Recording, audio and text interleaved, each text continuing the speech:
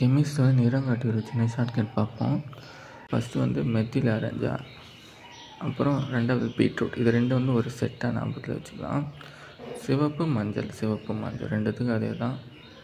சரிங்களா? சிவப்பு ஞாபகம் இருந்தால் போதும். இளஞ்சிவப்பு இது பிங்க் கலர்.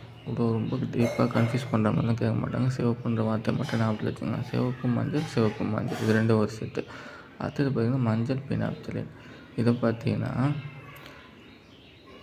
மஞ்சள் பாருங்கள், மஞ்சள் வந்து மஞ்சளாகவே இருக்கும், ஓகேவா?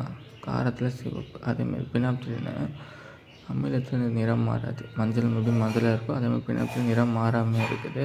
காரத்தில் வந்து சிவப்பு, இளஞ்சிவப்பு, சிவப்பு ஞாபகம் வச்சுங்க. அப்படின்னா இது மஞ்சள் பினாப்தலின் வந்து காரத்தில் சிவப்பு ஞாபகம் தான் போதும், ஓகேங்களா? ரெண்டுத்துக்கும் சிவப்பு முடியும். அடுத்தது வந்து பார்த்திங்கன்னா அடுத்த ரெண்டு செட்டு வந்து செம்பருத்தியும் முட்டைக்கோசும். செம்பருத்தி பூ எப்படிங்க இருக்கும்? செம்பருத்தி பூ எப்படி இருக்கும்? மேலே சிவப்பு, கீழே பச்சையாக இருக்கும் இல்லையா? அதுதான் சிவப்பு பச்சை, அவ்வளோதான். முட்டைக்கோசு வந்து அதை அப்படியே காப்பி பண்ணி போட்டுருங்க, அவ்வளோதான் முட்டைக்கோசு. இதில் பார்த்தீங்கன்னா முதல் எழுத்து மட்டும் பாருங்கள் எல்லாத்துக்கும். மெத்தில் பீட்ரூட் பாருங்கள், மேப்பி. அடுத்தது பாருங்கள் மஞ்சள் பினாப்தலின் மாப்பி, ஓகேங்களா? மாவோட இதுவாக வருது, மா ஃபஸ்ட்டு இது மேப்பி, அப்புறம் மாப்பி. அது லிட்மஸ் தாளுக்கு பாருங்களேன். லிட்மஸ் தாள் பார்த்திங்கன்னா அமிலம். நீலத்தை